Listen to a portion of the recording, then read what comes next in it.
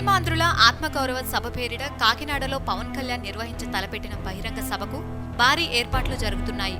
ప్రత్యేక హోదా సాధన కోసం 3 అంచెల కార్యాచరణ ప్రకటించిన పవన్ కళ్యాణ్ అందులో భాగంగా తొలి సమావేశాన్ని కాకినాడతో మొదలుపెడుతున్నాడు. కేంద్ర ప్రభుత్వం ప్రత్యేక హోదా రాదు అని స్పష్టంగా చెప్పి ప్రత్యేక ప్యాకేజీ తరహాలో సహాయం చేస్తామని తేల్చి చెప్పేయడంతో ఈ సభలో పవన్ ఏం మాట్లాడతాడా అని ఎంతో ఉత్కంఠతో ఎదురుచూస్తున్నారు. కేంద్ర మంత్రులు రాజ్నాథ్ సింగ్, అరుణ్ జైట్లీ, వెంకయ్యనాయుడు, నిర్మలా సీతారామన్, సుజనా చౌదరి, సీఎం రమేష్ ఈ పరిణామాల్లో కీలకంగా వ్యవహరించారు. మరి వీరిని విమర్శించనున్నారా? చంద్రబాబుకి కూడా ఈ ప్యాకేజీ విషయంపై ముందే లీకులు ఉన్నాయి అని కూడా ప్రధాన ప్రతిపక్షం ఆరోపణ. మరి ప్రతిపక్ష పార్టీ ఆరోపణలకు పవన్ స్పందిస్తారా? మరి పవన్ కళ్యాణ్ కేంద్రం ఇచ్చే ప్రత్యేక ప్యాకేజీకి ఓకే చెబుతారా, లేక హోదా తప్ప మరేం అవసరం లేదని అంటారా అనే దానిపై విస్తృత చర్చలు జరుగుతున్నాయి. అటు ఈ సభపై రాజకీయ ప్రాధాన్యత నెలకొంది.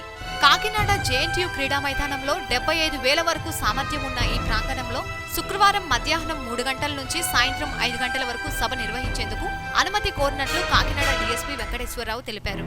ఈ సభ నిర్వహించడానికి 2 రోజుల ముందే పవన్ కళ్యాణ్ కాకినాడ చేరుకుంటారని, శుక్రవారం జనసేన పార్టీ కార్యక్రమంలో పాల్గొననున్న ఆయన శనివారం అచ్చంపేటలోని కిరణ్ కంటి ఆసుపత్రిని సందర్శించనున్నట్లు సమాచారం.